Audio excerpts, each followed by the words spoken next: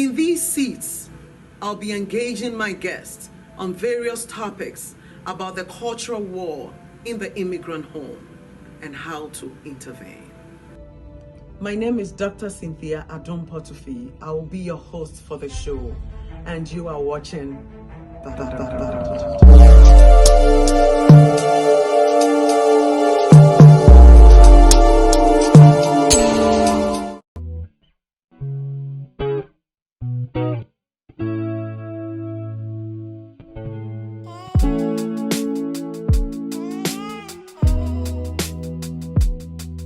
For today's episode, we have an all-women gang, like ladies, and it's gonna be amazing. Don't go anywhere. Stay with us.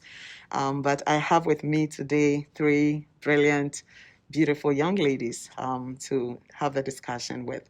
So why don't you introduce yourselves at this point? My name is Gladys, and I'm from right here in the Garden State, New Jersey, and I'm an aspiring school and clinical psychologist. Hi, my name is Aniwa. I'm from New York City, and I'm a pharmacist. Hi, my name is Stephanie. I'm from New Jersey, and I'm an aspiring nurse. Thank you so much, Gladys, Aniwa, and Stephanie, for joining us for Battleground. So let's start off. I hope you're all excited and ready to dive in. Definitely. Awesome.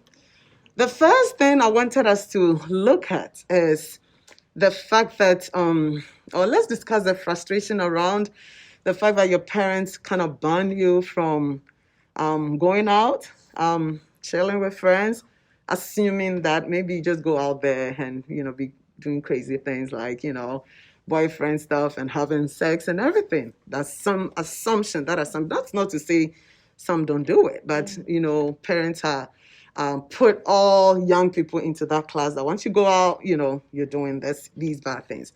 So let's look at the frustration around they banning you. You can do this, you can do that, you can do that. And then right after college, or maybe after master's, once you hit like 22, 23, the next question is, when are you getting married? So I just want us to touch that on that topic. Take your liberties to take it from any perspective. Why do parents do that? And how do you feel about it? Or whether you've experienced it, take it from any perspective that you would want to. Who wants to go first? But I'll just say. Absolutely. So, I remember, let's say, 13, 12 years old, and it'll be a struggle just to even go out. Like, you're just trying to go to the mall, and it's like, who are you going with? Like, where are you going? This and that. But then as soon as you hit college, you're home too much. Oh, you're not going to go outside and enjoy yourself. Then it's like, pick a side, because you trained me to be a house mouse or a house rat, however they would say it. Now you want me to be some social butterfly. So it's just like, it's completely different from teenage to adult time. The expectations definitely shift. Transitioning from a house mouse to what? A mouse to what? To a social butterfly. Oh my goodness. And it doesn't happen, It right? doesn't. You cannot be a rat and then become a butterfly. But I agree with you, because when you're growing up, it feels that most parents want you to be under their control. They think you're this egg that will be, cracked and made of no use. And so they control that. And in my perspective, I think they should allow us a little bit to explore, make some mistakes, and come back home. In my own personal experience, I was also told to study. Just go home, do your homework. If you don't have a homework, pick up a book. All of those things were great. I mean, that's why you've become a doctor, right? It has helped me, but now I'm still not married. That's right. So now they also have that issue where you don't want something to end up as something that you want so much, and now it's a prayer topic, right? They start off saying, "Oh, I got this. I know who my children are, and I'm going to make sure that they stay home and they become this great person." But now that girl is working, and now marriage is a prayer topic because you didn't allow them to go out. But I think it also affects our social interactions. And you don't even know how to talk to boys, because honestly, they tell you if you hug a boy, you get pregnant.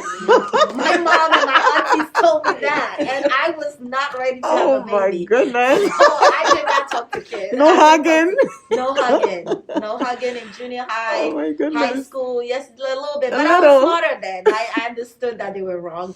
But it's just those kind of things that they put in our minds makes us want to stay home and not, go out there and explore. If you hug a guy, you're going to get You pregnant. get pregnant, yeah. Which Bible said that? That's real. That's very interesting. Right. I think Stephanie? another thing is that growing up the perspectives are different.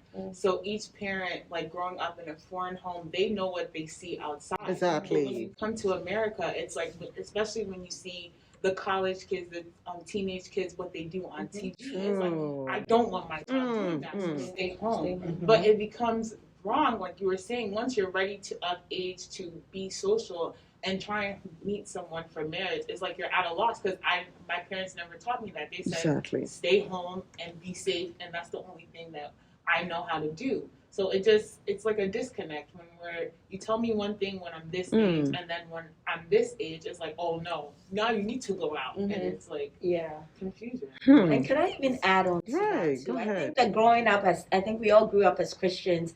Growing up in a Christian home, the kind of restrictions that are put on us in terms of relationships, I think that's really affecting later on marriages and how successful they are. Unfortunately, you tend to see people that didn't grow up in the church getting married early. That's true. And they seem to be enjoying their marriages, whereas those that grew up in the church doesn't look like it. And there is that issue of, those that went out early, they were able to test the waters. That's true. They knew what kind of men they didn't want, and they were strict about those things because they knew, yes, I'm not saying go out there and fornicate and do all of those things, but if you interact early, then you're able to sort of start to weed out the wrong, and then know which ones are the tares versus the wheat. But most Christian kids, you just say, hey, he preaches, he sings in church, he plays the drums. He's cool. Those instrumentalists, man, y'all. He's spiritual. Yeah, so those are the ones, and then you just assume that they look spiritual, so they'll be great husbands, and those two are not the case. Oh my goodness! That's not the case at all. You're taking me to another topic. Oh wow! So that is so true. As anyone mentioned, I think it's important for parents to set boundaries, but when the boundaries are unreasonable, then what happens? We're caged, and there's no exposure or limited exposure. So once you get ready for marriage, and you see any guy who you think is spiritual, like you unbox the present that is given to you and realize that it's not all about spirituality. Anyways, that's another topic altogether. But I want to just piggyback off of what Stephanie mentioned, that parents probably act the way they do, being overly controlling because of what they see on TV. And I just want us to dig deeper into it. So we have parents that came from Africa, and they saw how kids are raised, like, strict, blah, blah, blah, and all that. And they come to America, and it's like CNN is like shooting, this, drugs, and like on all of the sex, etc. So why do you think our parents haven't gotten to the point where they can trust us, regardless of what they see on TV? Because we are not TV. You know what I mean? Like, our life is not what it's supposed to be on TV. So why do you think our parents fail to trust us, thinking that we can do something better than what they see on TV?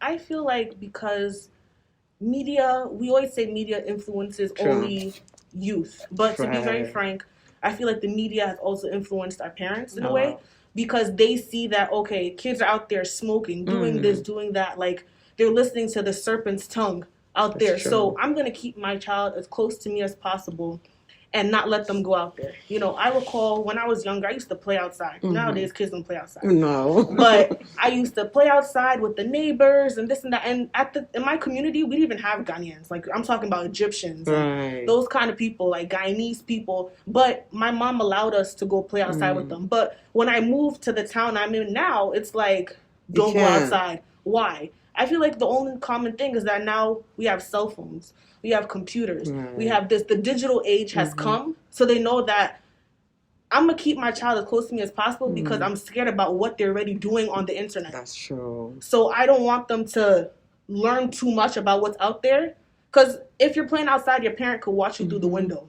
Now, you could be playing on the internet. They don't even know who you're talking to. So it's caused a shift in you want to keep your kids as much as possible. Want to monitor their phone. Want to be on their computer. Want to if you know technology, you'll search their history. Right. Like, I do.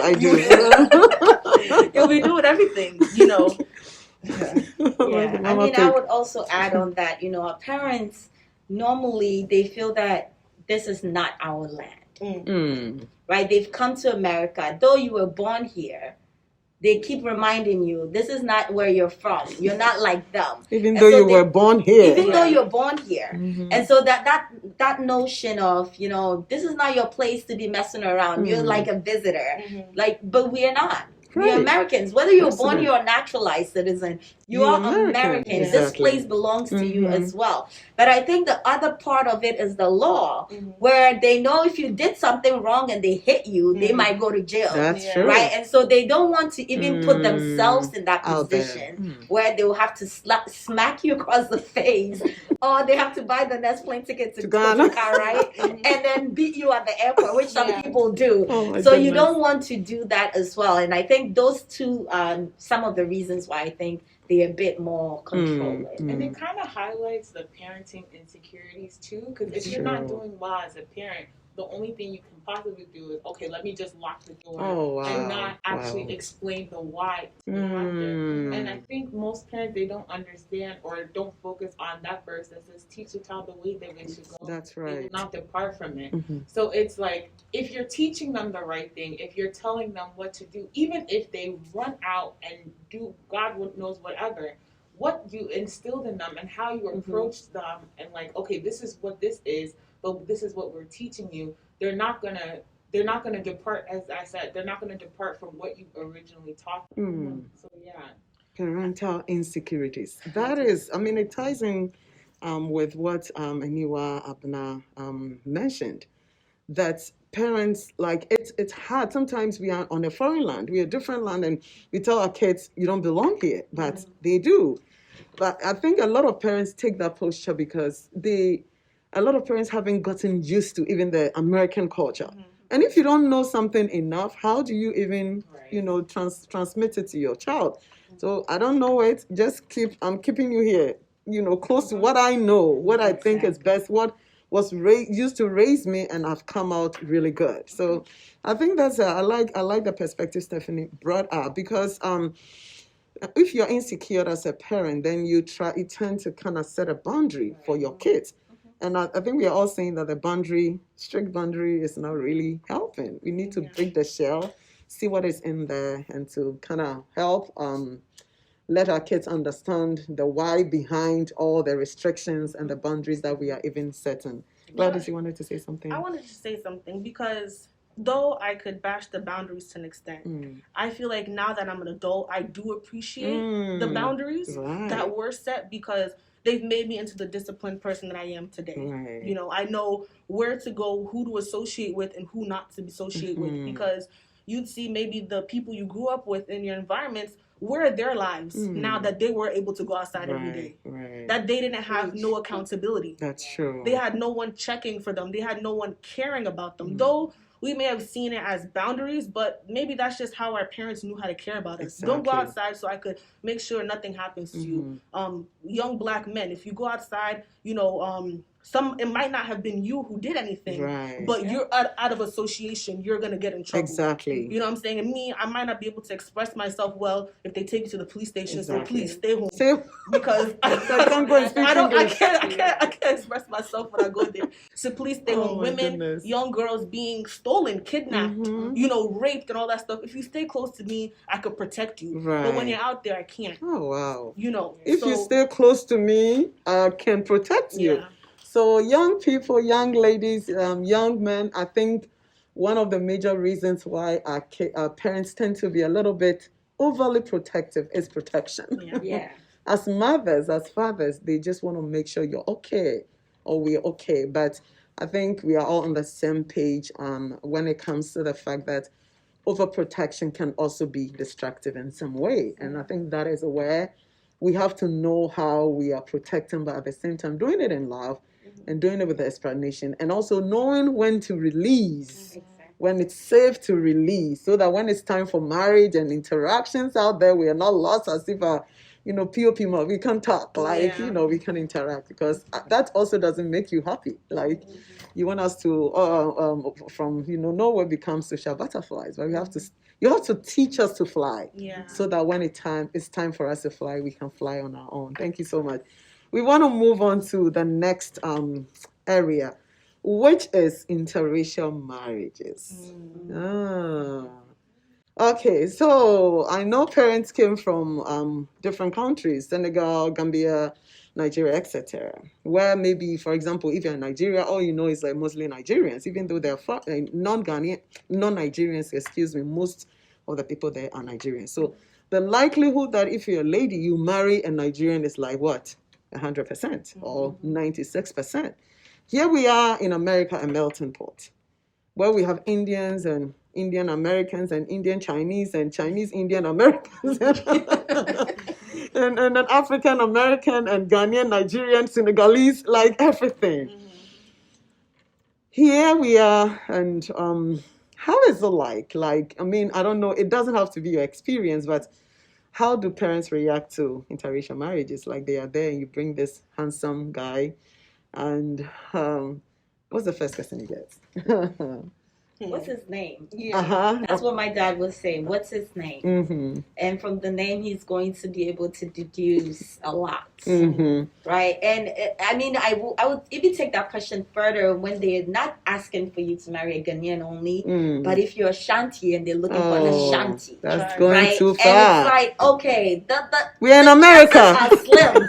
Chances are very slim. And if I'm finding a Ghanaian, you should be excited. But if it's like, oh, it's the Eastern region, Western region, I don't even know the regions.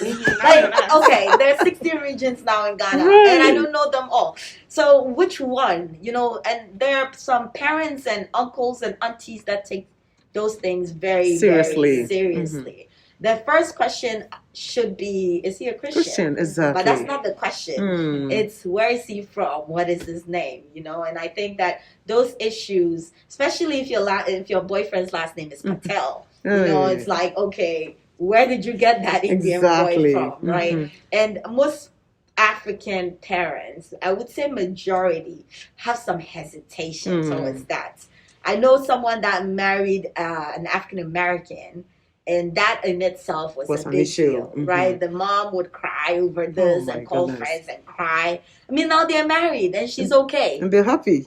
She's okay. But before, it was like, oh my God, what am I going to do? Can you guys talk to this person for me so that like they can reconsider? There are very fine Ghanaian people around that. I'm like, well, he found someone. Exactly. Who loves him? Yeah, so I think ultimately that's what matters, but that's not the question. Exactly. Thank you so much, Aniwa.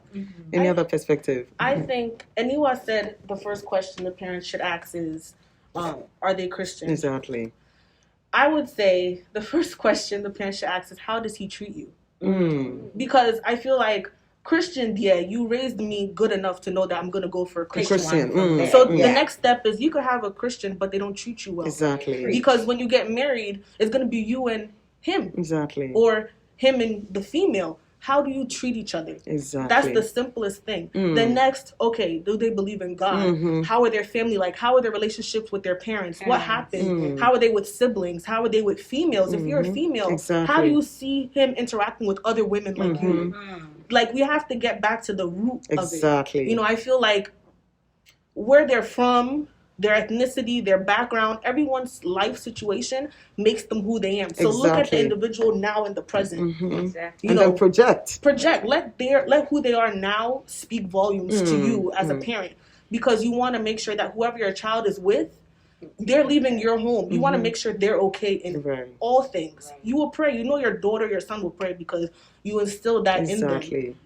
So allow your child to pick who they feel like is good for themselves, and know that your child, you instill them in God, that that they went to God in prayer before they introduced you. Because I wouldn't just introduce someone to my parent that I don't see a future with. That's me. That's you. Are very different. Some people There's, they're very Yeah, different. Right. Everybody. So all things being equal, I mean, I think Gladys mentioned some great points, but we are assuming that you're Christian and you're going for a Christian, because trust me, there's some Christian young ladies who may go for people from other religions. Yeah. So that one becomes another topic altogether, so that's not for today. But I think, as Abna said, Abna is Abna Gladys. So if you hear me say Abna or Gladys, it's the same person, yeah. But if you're bringing in a Christian and then assuming the person, believes in God, Christian as Christian, like according to the Bible, then she ask how the person treats you. So I want us to just touch a little bit on it, the treatment part, and where parents, want to tell you, like, marry an Ashanti guy or a Ghana guy or wherever. If you marry an Ashanti guy or a Ghana person and the person maltreats you, you're better off going for another. Yeah. And I think that's one thing that we probably don't pay too much attention to. But as parents, we have to know that it's your child that is going to sit or dwell in that marriage. And whether it goes well or not, like, you come in to support, but you may leave. But that's not to say that parental supervision or parental support is not needed. But those restrictions and boxes, sometimes it's not necessarily the will of God. So I think as parents, we humbly appeal that let's work with our children to make sure that we don't put them in a box. When we are in America, and it's like, comb through your network of friends, find a Ghanaian man who has this job. He's a pharmacist who is and then besides that, who is from the Eastern region. That's difficult, So parents, I know we won't do that. And even if we've done it in the past, right now we are even changing our minds. So thank you for that. Any other, before we move on? One interesting thing my dad actually advised me on with finding someone. He's like, find someone that you can get into an argument with. And I'm like, what do you mean by that? He said, how the result of the argument is how you know the person is for you. Because, like, arguments can get rough. Right. But it's the result of it, like, how do you guys come to an agreement? How do you guys make up after the argument? So as he explained that, I'm like, you know what? That's actually a really good idea. Not to say that I'm going to pick a fight, but like, actually, if we come to a disagreement, I'll study the person after the argument and then figure out. It's really good advice. Your dad is smart. Actually, I'll tell you, besides the God factor, that was one of the reasons why I married my husband. Because I was tired of people sharing praises on me, like, you smile, you're this, you're that. But I knew my flaws. Like, I knew who I was, so this guy would look me in the face and tell you, you're too strong. I'm like, who do you think you are? But it was a check on me. It was me like that. It was an area that I knew I had to work on. So I really, really liked that. So I knew he's somebody that I could grow with. So that's just a marriage tip for the ladies. But that's just by the way. This is not a marriage seminar. I think Stephanie made a very good point. The father said it to her, right? Many people's parents don't talk to them about relationships. And that's something that I think is a gem that she has that. Right. Many people, they don't. They just expect you to marry. Exactly. Without any advice, without teaching you how to treat a man, without teaching you how to receive correction, because many girls really need to be told about themselves because they're not all that. Exactly. Right? But if your mom doesn't say it, once it comes from an outsider, you feel like, oh my God, they don't like me. That's they true. hate me. And maybe that's the boy that really wants the most for you. That's true. But because he's not telling you, oh, you're the most beautiful girl in the world, when I see you, my eyes go like, rolling. Roll all over the place. You're like, oh, he's not great. That's true. But like you gave a very good example. Because you saw that correction from your husband, you married him. Exactly. And your father is telling you this. And I think that speaks volumes about relationships here and how our parents should really try to stop the controlling, but build a relationship where it's truly a parenting one, right? Not just friendship, not just a dictator, but a parent.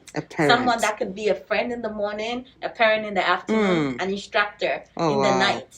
You go through all spectrums because you are my parent and I should love you. That's right. The same way that God does with us. A life coach for life. A life coach. That's amazing. Thank you. So why do you think parents tend to refuse interracial marriages. And I mean, we're taking that route to kind of let young people know that maybe they might be irrational, not because your parents want to upset you or make you sad or not to hang out with your sweetheart, whatever it is. Why do they do that? I think one thing is that because we're here already, the culture is kind of like extracted out. So in order for when you say culture, what do you mean? Like wherever you came from, once you're in America, there's some sort of dilution that happens. So for you to just keep within the culture that you're in, you highly encourage, be with this person so that our culture can stay alive. And I think with America, it's like everyone says, okay, yes, I'm this culture, that culture. But once you're here, it's like everything, we're all developing the American culture, which is like, as you said, a melted pot. So it's like, I think with parents trying to keep us all intact with the same culture, it's for their own generations to still pass on in that aspect. Oh, I like that. Like, they don't want any dilute. It's already diluted. So they don't want further dilution. Otherwise, it's going to be too legacy. It's going to be too light, right? They want to think. I think it's Thank you. for everything to be simpler for you. I like that. Because that's how I think it's just for everything to be simpler. Like, the food, the language, you know how you would raise your kids. The values. The values would be intact. So there's no point of, okay, you go to a different culture, let's say an Asian culture. How Asians would interpret something, it's not different. The same way like a Caribbean would interpret something. True. So to keep it simpler, just be from the same culture. If you're even lucky, from the same tribe. Let's just go. Let's just keep it simple. I also think that it comes from experience. Many of them might have dated someone from that culture, or they know of other people's stories. That's true. And they'll say, that's how you start to hear people say, oh, Fanti men are like this, dark men are like this, Ashanti men are like this, because they've seen a certain pattern from other friends, families, experiences, and they just don't want you to fall into that. I think that's it's true. Experience. That is very, very true. So, I mean, maybe we may have had certain experiences, or we've seen other people experience certain things. It's not necessarily the case for everybody. So, we agree that sometimes interracial or intertribal marriages can be problematic, but maybe it's not necessarily because the people are coming from different backgrounds. It could even be something deeper. So as parents, I mean, I know if you're a Ghanaian, you want your child to marry a Ghanaian because it's simpler. You don't have to go learn a whole culture altogether. Or if you're Nigerian, it's easier. But I think as Christians, we have to also know that maybe it may not necessarily be the plan of God that all Ghanaians should marry all Ghanaians or Nigerians should marry all Nigerians. So this is where we want parents to work with your children, not to impose, but I think ultimately to make sure that we are seeking the will of God and the face of God, not according to our own preferences, but what God has or wants for our children. I want us to look at the last aspect of, the last question. Do I even say a question? Perspective, and then we will wrap up. It's getting interesting, but time is up. But I'm putting you in the hot seat, right? Now you're not these young, beautiful ladies, you're parents. Okay. As parents, as we sit here, we are talking about, parents should have done this, they should do this, they should do that. Now you're one of them.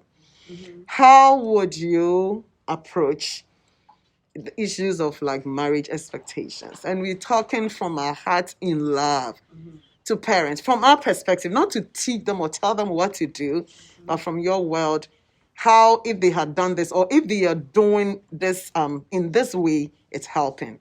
So take it from any angle that you would want to. If I was a parent.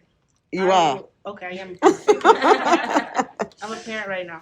So I would want my child to bring whoever they're speaking to at the time, whoever they're with, to the home, so then I could study the child. So if it's whether dinner, mom, I'm going to bring this person home, so I could study them myself, and I'll be able to give my child the feedback that they need to go about the relationship. Okay, I don't know if you've noticed this, but this person has a little too much pride. How would you maneuver that? Or even, what's it called again? When I saw you guys squabbled a little bit in the kitchen. How did you guys resolve it? Because I saw you guys were giving cold shoulder at the dinner table. Like, I would look at those little things and be a different eye for my child. And also have communication with the boy and ask the boy, what are his intentions? Where does he see his life going? Have a personal one-on-one communication with whoever it is. And awesome. Before I move on to Aniwa or Stephanie, I like that perspective. At what age would you allow your child to bring, like, maybe a girl to bring a boy, like 14, 18, No, 19? No. So let's clarify that to calm the nerves of parents. I'm telling me, I'm thinking like 22. Okay, after college. Yeah, because once you finish college, you should know yourself and you yourself, your identity. Exactly. I have taught you everything you could know in life. I see that you're responsible, you're mature, you're growing. So now I would think you would use that same mentality to find somebody according to your standards. Exactly. So around that age, you were thinking of marriage. It's not like boyfriend, girlfriend, like having fun, just, without any plan ahead of you. So that is, you're thinking of marriage. Otherwise, if you bring home like a guy, like 19, 18, 17, maybe some parents will allow that, but a lot of African parents, immigrant parents probably might not, will kick you out. Anyway. Yeah, I mean, if I am a parent, I will... It's very similar to what you said. Some of the things that I would do is when my husband does something or their dad does something for me, I will make sure they know that that's a good thing. Did you see what your dad just did? That's the kind of man you should be looking for. So even when they're 5 years old, I'm telling you this. I like that. So that you are starting to say, okay, I like men like my father. I picked well, so you better pick well. That's right. And so I'm sitting here like, okay, I'm not putting it in your face that go look for a boyfriend, go look for a girlfriend. But I'm just picking things out. I will also encourage my husband to do the same. When I do something nice, point that out. Make sure you appreciate that. When you have family time, make sure that you appreciate each other and let the kids know that this is what healthy relationships look like. And I mean, I think I might differ with you in a bit that I would even encourage high school friends to come over. Right. Maybe not boyfriend, girlfriend. But friends. if you have friends, I like that. church friends, bring them on Saturdays. Right. I want to see that. You guys having whatever, even if it's like Instagram that you're on, I just want to be around. So that when they go, I'll just pick up on certain things and just, correct you on those. And as you're in college, I'm asking you, so who is that fine boy? Because there's someone you're looking at. Exactly. I mean, let's be real. Exactly. So who is that dude? And I'll make sure that I'm hip enough. Exactly. You don't feel like, it's like trying to boost it. So I'll be hip. I'm coming in there looking fly. Your classmates would me and tell me stuff. I'll be friends with your best friend. Let's talk. She'll tell me. Your guy friends will tell me. And then we'll hook things up that way. I think, but it's a big cultural difference between our parents and who we are now. So I hope that we can do better and use some of these tips. So. I mean, that's so true. I mean, whether we like it or not, at any point in time, our children would be thinking of the opposite sex. Like, not in a bad way necessarily, but they will be thinking about them. So we have to engage them. And maybe not necessarily like thinking about them in terms of sex or marriage, but I mean, relationships. So bring the guys in, bring the ladies home, cook for them. As they are interacting and all that, you'll be eyeing someone. I think this guy will be fine guy for my daughter in the future. So by the time your child brings the guy home, you kind of know the circle of friends and nothing really shocks you. Stephanie, you want to find out? You have to find out. I'm actually going to take the advice my parents did because they think that us teenagers were not serious. So my dad will say, when you're serious, bring him over. If this is a serious relationship, bring him over. I don't want to see anymore. As far as friends, my parents always welcome my friends. That's good. But if it's somebody like, okay, this is the person you're talking to, then only when you are serious, then you bring him over. Right. I don't want to have some animosity towards him. If everything is over, exactly, and you're over the person. That's true. So also, I would hope to think that growing up, just as Anila said, as my children grow up, I'll have that relationship with them that I'll actually want to be like, hey, what's going on in your life? Or hey, let's have that relationship where you're open enough to tell me what's going on, because I wouldn't want these kind of things, especially important things in your life, to be hidden from you. That's true. That's very true. Interesting. Thank you. We're going to be looking at gender differences and the dynamics that come with it in the immigrant home. I know it's going to be interesting because we have all ladies squad. And guys, we are coming at you.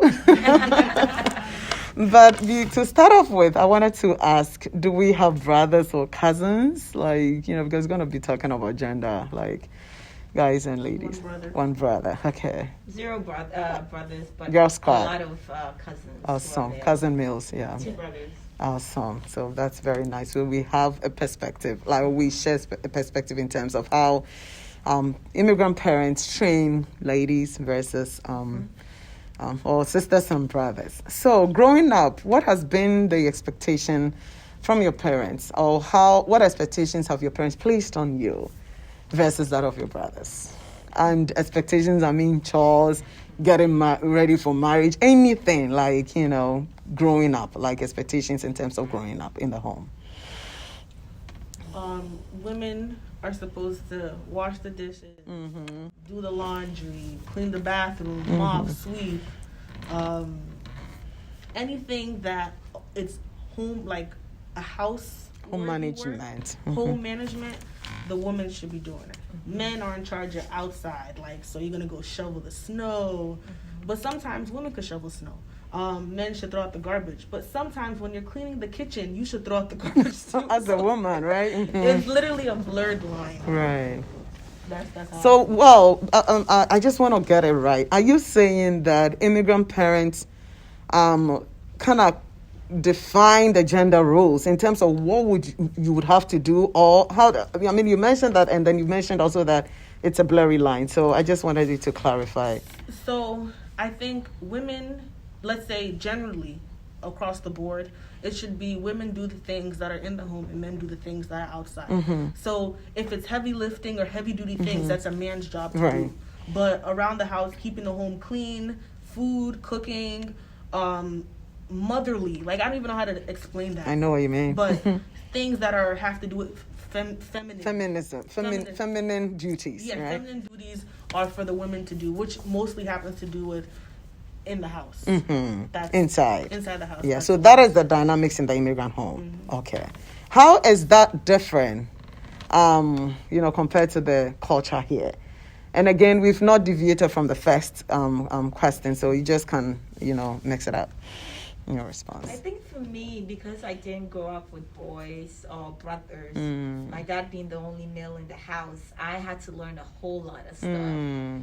My dad is very, much of a handyman, and so he does a lot of carpentry work around the house. And every time he's doing it, I'm holding the drill. I know different nail sets, that sort of thing. Beautiful. His tools, I'm the one carrying them. So I used to do a lot of those. And I guess because I was the oldest, I was his little boy, the one that he never got. Yes. My sisters do the kitchen work a lot. I do a lot of the kitchen work too, but whenever my dad is doing something that's supposed to be manly, I'm the one falls that on I you. go. But I really like the fact that when I was going away to college and I had a car, he took me outside and taught me how to change my tires. That's beautiful. And he's like, yeah, this is how you do it. So then he made me do it myself just to show him. Because he's like, yeah, you're going away 3-4 hours away. When something happens, I'm not going to come. Right. So you should know how to do it before help comes. And so nice. he would teach me things like that. Take me out and show me how to, where to put the coolant in my car versus where the oil is and all that stuff. So I used to do a lot of those, and even till now, now that my dad is much older and doesn't do a lot of those, I can do that's beautiful that work. So I think because he didn't have boys, he was sort of forced to teach the girls as well. And of course, my mom taught us everything else in the kitchen. I think before Stephanie comes in, I really like that, and I think sometimes parents assume we would learn these things like handy things like, changing a tire and all that. But I think whether you're a girl or boy, parents should teach us, before you go to college or when you start driving. I think that's really beautiful and something that I've learned. I'm going to tell my husband when my, our first child is starts driving. You don't want them learning it from somebody else. I think we had mentioned in a previous episode that parents have to be a life coach. They have to be life coaches. Because you meet some guys who don't know these things and then they feel intimidated by you. And I've come across that so much. Oh, and they're like, well, you could do everything for yourself. Why am I here? Right? And because I've been taught to do that for myself. So I have to unlearn certain things. Become more like helpless or and be like, my car is here, can you come and fix it for me? I have to wait 30 minutes when I can do it. But just because he wants to feel like he's a part of your life, then you also have to suck it up and wait for 30 minutes. That's another topic altogether. That's something, different altogether. But I get your perspective as well. Yeah. Okay, so growing up, the pressure wasn't on my brother at all. Like, he didn't learn anything. Everything's like, you need to know this, now you need to know that, this, that, and the third. And I didn't even was even mindful, why isn't anyone teaching my brother? It's only when I went to college and I see some of my college suite mates, guys that are around or whatever, they'll be cleaning, cooking. I'm like, are you serious? So guys actually cook. When I came home, and my dad's like, oh, yeah, Nana, take care of everything. And my brother's just sitting there. Flipping channels. Yeah. I'm like, no. We have to talk right now. We need to have a chat. Right, because that's not fair. And I was talking to him. I'm like, yeah, so it's like, why is it that all these things that you have power packed on me is just relaxed on him? Like, where is he going to learn when he is by himself? It's going to be a culture shock. Exactly. So we should start. It shouldn't even matter that he's a guy. You should tell him, it's not good to not be cleaning for yourself, not be cooking for yourself. It's not even a feminine thing. A guy should know how to cook. Exactly. A guy should know how to clean. Exactly. A guy should know how to iron his clothes. Yep. These are things that you shouldn't have to need a woman to do for you. So I had definitely had that conversation with my dad, because that was not only was it not fair, but it's not right. Exactly. Bible says, love your neighbor as what? Yourself. And this one, it's not even your neighbor, like your brother or a sister, right? So why do you think immigrant parents do that? I think if you're a girl in the home, girls love to do stuff, like some girls. But we don't have the energy to do everything, like superwomen who can take on everything. And I think in some homes, once you're of age, your mom literally stops cooking, or minimize the incidence of cooking. And so you literally take over. So you having to cook, clean, all of that. It can be tasking. So why do you think we are in America, where I believe parents see? We said in a previous episode that our parents watch TV. They get a lot of information from, WhatsApp. They see things, guys cooking and everything. Why do you think they still place so much expectation on ladies versus the guys? I would say that for the same reason that we spoke about earlier, that they are looking for you to marry a man that doesn't have any of those things, like the Ashanti man that they want, or the Ghanaian man, because they know those Ghanaian men also are looking for what they currently are. I hope that makes sense. It does. So, yes, they see all men cooking on TV, but they never think that that's who you're going to marry. They're not sitting there thinking, that Italian man, that looks like what... They see him as a good man, and that's it. It never crosses their mind that, whoa, that could be my child's husband. But automatically, they're assuming you're going to marry a man like your dad or your uncle or your brother who doesn't have any of those training, and it's okay that they don't have and you should take it. And then you should accept it and just go ahead and be the mother slave and the wife and the queen in that house. Wow. How can you be a queen and a slave on the same day? It doesn't possible. work that way. It's Where? Which kingdom? You can't. Definitely not the African kingdom, not the immigrant kingdom. No. We want to be queens and princesses. You call us queens, but you don't treat us like queens, right? But I think it's about, like you said, that the men should be taught this. It's a big problem. It is. That you are training women. How can you train just half of the team to play a match? That's true. Who's going to score? You train the woman, you train the man. That's how you get any success. Exactly. You don't train just half of the team. And then expect that hopefully the ball will fall on the train part. Exactly. And they will be the one to score the goal. Exactly. Falls on the other side, foul. So yes, it's not 50-50. It's 100%. Training. Both people should be coming together. And I thank my dad for that. He was able to like just balance things. That's out beautiful. for me. But I think it's just because of divine providence that he didn't get a boy. So he sort of did It just for worked us. out. But, Yeah. I appreciate what she said. That's wonderful. I agree with Iniwa and Stephanie because I think in our culture, that's just what it is. Let's say the Ghanaian culture or the African culture, the woman does things in the house. Even if you look at some people in these African countries, they still live in pre-colonial ages where the women don't even work. That's true. They'll be home waiting for the man to bring them money before they go to the market. Exactly. You know, but like you said, the dynamic in this country is very different. The woman could be going 9 to 5, the man's going to 9 to 5. Exactly. They both come home and you expect At me the to same cook time. for you too. Maybe you even come home at 3. Cook something, let us all eat. Exactly. No. It's a different dynamic. So I think our parents are training us like how they were trained. They were trained for that. Right. But we have to help them, or even they know. But it's just like, if I'm trying to train my daughter up to be married, all I could give her is the information I was given. Right. I wouldn't be able to give her anything else because that's just what you know. Yeah, what you know is what you give. So Yeah. Isn't it? Something Go ahead. that I wanted to touch on. Even when your husband helps you in the house, they tell you that when friends come over, don't let him do those things. I've heard that before. Whoa. Don't let people see that. Don't he's let doing people that. see that Or he does laundry. Go through the back. He washes the dishes. You've never heard it? Because my auntie say it all the time. Like, even if he helps you, don't let people see it. Do it secretly. So it's like, wait, I appreciate him because he helps. Exactly. But the world is going to, the world in their eyes is going to see him in a different way because of that. And I think it needs to stop. Exactly. Exactly.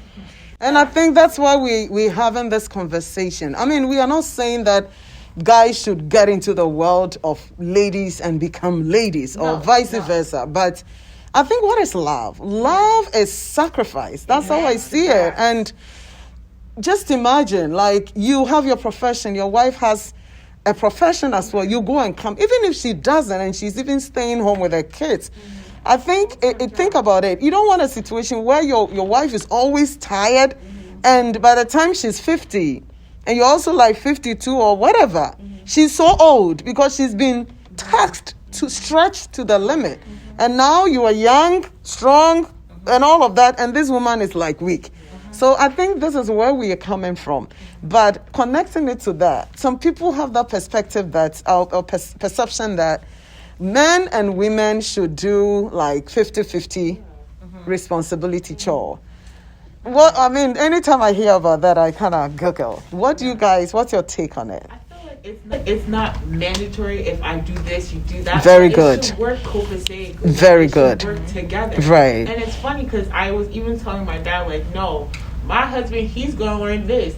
And then my dad's laughing at me like, okay, like, you're funny. Like, you won't find a guy that will ever do that. But there are guys that you meet them, they will already have their stuff folded, ironed, all of these things. So it's like, oh, shoot. Maybe that will even encourage me to do more things. So it's definitely possible to do 50-50, but it's not like, hey, I washed the dishes, now you go and dry them. No, like, it should just work as a relationship. Yeah, any other perspective? And then when it comes, before you even come in, the 50-50 thing we're talking about, like, I mean, we should also, I want us to put in perspective the strengths of each. Yeah, right. Multitasking. But I mean, there's a book that I read, it said men are like waffle, women are like spaghetti. We are kind of, we move, we can go anywhere, and the man is like this. Uniform. If I'm cooking egg, I have to stand next to it, otherwise it will get burnt, you know. Yeah. But like, I can cook egg, I can, make jollof and, be ironing, and at the same time I'll just be turning my, it's like, and I'll be fine watching over the baby. Like, so I want us to put that in perspective that, you can go anywhere. I was actually going to say that because I believe that it's not a 50-50 relationship. Exactly. It only becomes annoying when it's the expectation. When it's like 1090. Right. When it's like you said, he comes home at 3 p.m. Right. You come at 7 or 8. Yeah. But he expects that you come. You're waiting. No, don't even take off your clothes. Go straight to the kitchen and find something. Right.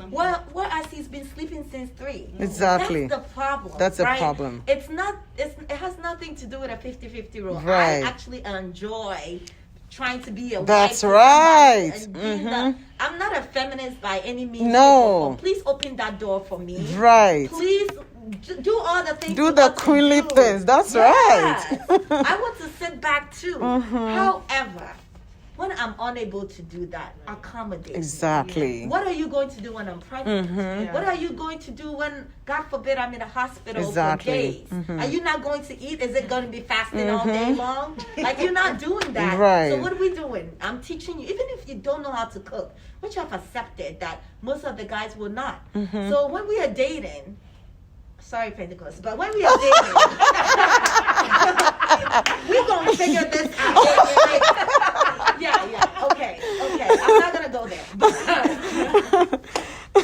I'm sorry. I'll leave it there. No, you're so funny. That's so hilarious. That is so true. I mean, that is so true. Like, we can do 50-50. And I think we are all here. We are not feminists by any way, but we are Christians. Yeah. And I think all that we are saying is that if you love a woman, you wouldn't expect the woman to turn into a slave. Yeah. Like, you know, in the same way, if you're a woman, don't expect your man to come to the kitchen at your command. Yeah. I mean, otherwise, whether you like it or not, he will lose his manliness. And it's going to even affect the fatherhood role that he plays. But I think all that we are saying is that as men, it's okay for parents to train men to learn to know to do certain things at home. And there's nothing wrong with it. You don't have to hide it. If your husband is doing laundry and a friend comes in, oh, give me a second, I have to put something in the dryer and come back right now. I think the moment we start doing it, everybody keeps seeing it, we start changing our perspective and our mindset on it. So that's all that we are saying. If you know how to cook, please cook. Yeah. If you don't know how to cook, you can clean. If you don't know how to clean, you can do the laundry. Yeah. At least do something for your wife to know that you appreciate her. And I think what these young ladies are saying is that I love to cook. Like, I love to do all the woman stuff. But I feel like it's romantic when my husband steps in when he realizes that I'm tired. So that's all that we are saying. Wrapping up, I want us to touch on this. That's really dear to me. Yeah. What is the impact? What has been the impact of this trend in training predominantly ladies and not guys? And we are not saying all homes are like that. Please, let's be clear on it. I know some homes train the men as well, but we are just focusing more on the homes that can do better at it. How has it affected our men, our future husbands? I feel like our future husbands have become complacent. And you see them, they're lazy just in their demeanor. You know, like, they got nothing going on for them. If they don't have a woman in their life, then it's like they got nothing going on for them. That's true. Know, they're always looking for a mother. I'm not coming to your life to be a mama. You already have one. I'm going to come and add something else to you. Exactly. So if you're looking for a mother, it ain't me, because I'm not about to fold your underwear. You can fold up your own underwear. You know, and I feel like African men, and that's why you find some African women saying, I don't want to marry my kind. That's Look at true. how my mom treats my dad. I'm supposed to do that in my lifetime, be somebody's slave. No. I'm going to go to a different culture. Right. Because in the African American culture, the men are cooking for the women. That's true. The men are, when their wife wakes up, then they've set the bed. You know, in the African American culture is different. It's very the men do the opposite. housework. Exactly. And then the women sit there and enjoy like a queen. But like Aniwa said, we slaves and a queen. We don't even know which one it is. You know, we're like damsels in distress. Like, we just need a man to come and save us. Like, something like that. Right. But that's not how it's going to... In this 2020... Even in the Bible. Yeah. I mean, even in the Bible, that's not how Jesus taught us. That's not how Jesus taught us. He taught us love. He taught us understanding. He taught us empathy. So I feel like, you know, forget about culture. Sometimes culture blinds. I mean, you see what goes on at home, and I don't think you are completely happy about it. So if you're a guy, I don't think you want to marry and say, I'm going to just fold my arms, fold my legs to my woman to do everything. I mean, we can't blame our parents because that's a culture they inherited. Exactly. Probably because they inherited it, and growing up, everybody was like that. They got used to it. And even with that, a lot of our mothers, women have gone through a lot of abuse. Like, they can't talk about it because they didn't have an outlet. But here we are in America. I think we're talking about all of this so that as parents, where we think our marriages, failed, or our marriages didn't go so well, we can learn from our mistakes, we can learn from our challenges, and then teach our younger people, our children, how to do better. And so I think that's the whole concept that we're trying to throw light on. So once again, we've come to the end of another episode of Battleground. And thank you so much, Gladys and Niwa and Stephanie, for your amazing insight on the topic that we handled today. And we want to thank you so much once again for joining in today's edition. And we hope to catch you once again very soon on Battleground.